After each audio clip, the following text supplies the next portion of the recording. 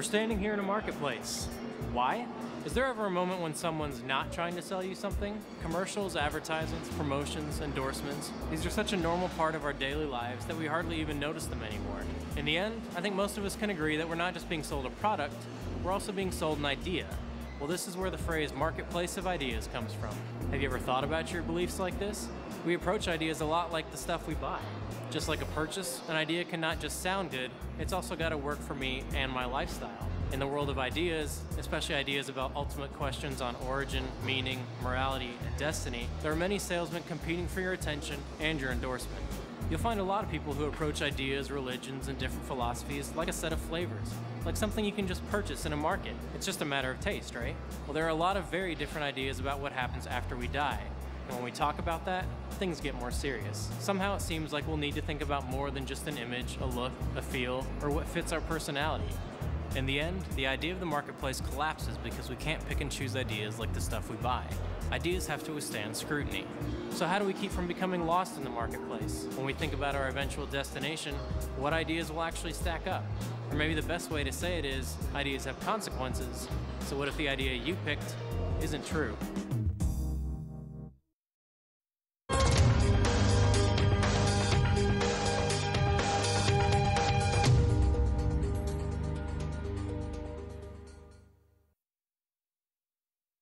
We're joined now by RZM speaker Andy Bannister. Andy, thanks for being here. Good to be with you, Nathan. Well, Andy, you can see we're in a marketplace and we've been playing on the idea of having choice.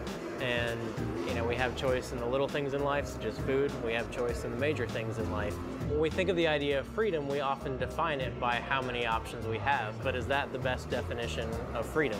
In the culture we live in, freedom does seem to be a buzzword, doesn't it? Everywhere we look, people are talking about freedom, my freedom to do this, that, or the other. One of the objections, in fact, commonly raised, I think, to Christianity is people say, I wouldn't want that, I want to be free. And Christianity is restrictive, I want to be free to choose the ideas I like, the opinions I like, even the morals I like. People often talk about freedom from. I want to be free from constraints. I want to be free from religion. But I sometimes think it's more helpful to turn that around and talk about freedom to do something. And sometimes actually having a framework or an idea or a worldview actually sets you free. If you want to go out with your friends and play a game of baseball, you need a set of rules to define the game. At the end of the day, if there are no rules, if there's no framework, if you simply walk onto the pitch and throw bats around and toss balls in a kind of haphazard way, if there are no rules, there are no boundaries, well, you can't actually play a game. You're not free to do anything. And ultimately, it descends into anarchy. So I think we need to think about how can we be set free to be the best people we can be?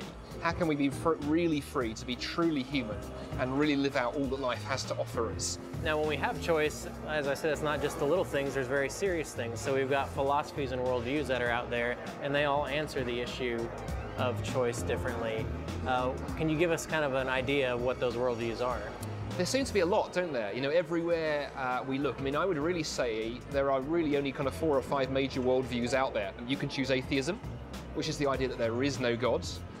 You can choose pantheism, which is the idea that everything is God. You and I are both part of God. You can choose polytheism. That's the idea that there are a myriad gods, thousands of different gods out there. Or you can choose monotheism, the idea that there is just one ruler and creator of everything we see around us, one true God. Atheism, pantheism, polytheism, and monotheism really are the 4 major worldviews out there, and all those other ideas really fit into one of those 4 categories. We often hear about different religions, but we don't necessarily understand that there is that overarching framework that you're talking about. So can you give us examples of some religions we know of that fall under those terms? I mean, let's begin with the first one, with atheism. You may find that odd for me to answer the kind of religion question by pointing to atheism, but I think there are many aspects, particularly of the so-called new atheism we see today. Gentlemen like Richard Dawkins and Sam Harris, Dan Dennett and others who are all over the news and writing popular bestseller books. Really, new atheism has many aspects of a religion. It's an all-encompassing worldview. If you go onto atheist websites, you'll find a kind of sort of fideistic following of people like Dawkins that would put many religious leaders to shame. So atheism is very much, in many ways, a religion. It defines life for many people. Moving on to pantheism, you would have worldviews like Buddhism, for example, forms of Buddhism, forms of Hinduism, too, where the kind of idea that everything is part of God. New Age movements here in the West, for example, there are many kind of new spiritualities, as we would call them. And we talked about polytheism, so again, forms of Hinduism and Eastern religions where there are millions upon millions of gods out there, and you choose the god or goddess that best meets your needs. And then, of course, we come to monotheism, and you'd have the kind of three sort of major world religions there would be Christianity, Islam, and Judaism would be three in particular, but very different in their outlook. How do those religions differ in how they approach the idea of destiny, which we've been speaking of? So let's take atheism. For example, for our atheist friends, it's very straightforward. When you finally die, that's it. There is no afterlife, there is no continued existence. You are, quite frankly, worm food. You are it. You are kaput, nothing. Now the same applies to the human race. So millions of years' time, the human race will become extinct, will be out-evolved by something else. Humanity will be no more. So it's a fairly bleak existence. In fact, there's a leading atheist writer, Bertrand Russell, looking at this a few generations ago, concluded it was so bleak. He famously said, the only hope for us is to build our lives upon the firm foundation of unyielding despair. Now, I don't know about you, it's a fairly bleak outcome. Pantheism, on the other hand, the idea that everything is part of God, is interesting. That has a different view entirely. For many pantheistic worldviews and religions, the answer is that when you die, you may possibly be reincarnated, and then you'll be reincarnated and reincarnated, and as you work your way through higher and higher levels of being, eventually you'll be subsumed with the kind of great kind of universal consciousness that is, for want of a better word, God, and you'll become part of the One. And that may sound attractive, but the biggest problem there is that your individual existence counts for nothing. So something may survive, but Nathan Zacharias won't survive, Andy Bannister won't survive. There'll be some sort of universal sense of being will continue, but your personal existence will be more or less over. Then we come to the monotheistic worldviews, and things get interesting again. For Islam, there is a paradise, that if you work hard enough and you keep enough rules, and on the day you die and you're faced with judgment, if your good deeds outweigh your bad deeds, and if God is in the right kind of frame of mind, because ultimately for Islam, it ultimately comes down to God, to Allah's decision. So Muhammad himself is reported to have said, I don't know whether I'll be going to paradise or I won't be. Christianity, a very different view once again, that there will be a final resurrection for those who are followers of Christ, and it will be a physical existence. We'll have new bodies, there'll be new heavens and a new earth.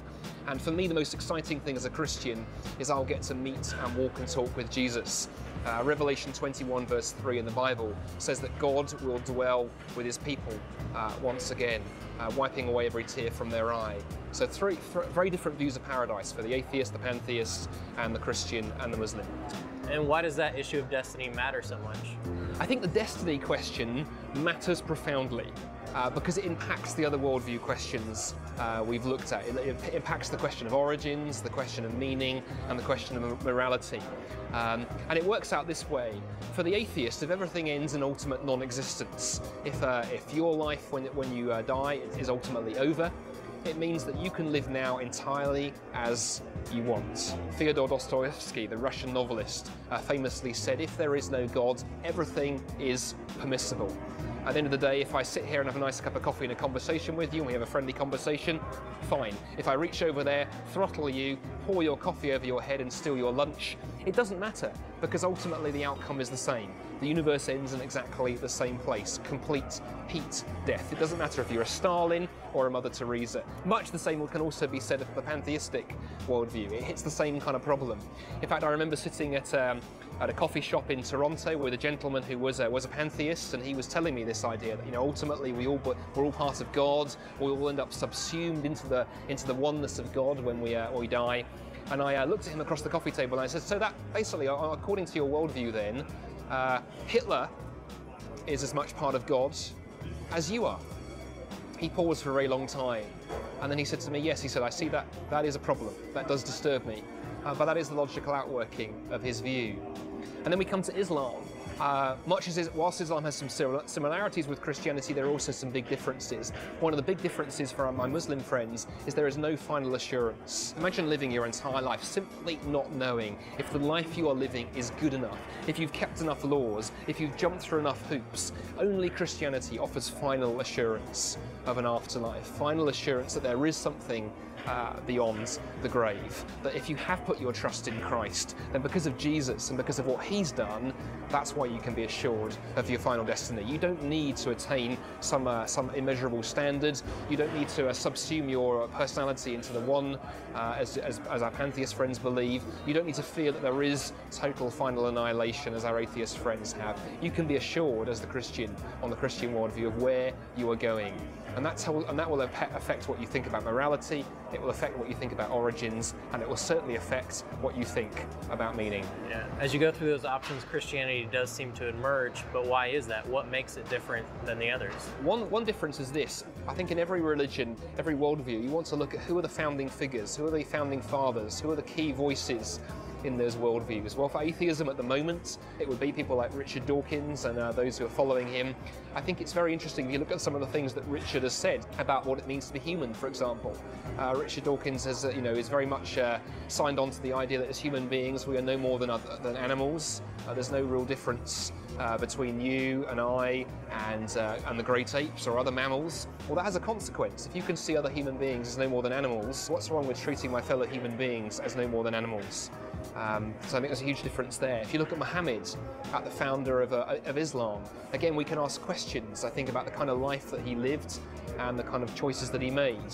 Likewise, people like Buddha and the founders of those other world religions. Come to Jesus, who founded Christianity, on the other hand, and I think Jesus stands head and shoulders above the founder of every other world religion. In particular, I think this is interesting, Nathan. You could remove the founder of any other world religion and that world religion could still stand. So if Richard Dawkins was removed tomorrow from the world stage, atheism would still stand. Atheism doesn't need Richard Dawkins. It doesn't need even great historical figures like Friedrich Nietzsche or those other great philosophers of the past. You could remove the Buddha from history and somebody else could have brought the system of teaching known as Buddhism. You could remove Muhammad from history and Allah, the God of Islam, could presumably have sent the Quran with somebody else. Remove Jesus though, remove Jesus from history and Christianity falls entirely. Christianity doesn't just stand on what Jesus taught, it stands on who Jesus was. Christianity is Christ. Remove him from history and Christianity falls entirely. That makes Jesus unique, I think, among founders of world religions. If people are looking at the marketplace of ideas, I think they need to consider Jesus very, very seriously indeed, because of that unique place he takes among all those great philosophers and religious teachers, among whom he stands head and shoulders above all of them, I believe. Wow, that's awesome. Well, thanks, Andy. Thanks for being here. It's been good to be here, Nathan. Thank you.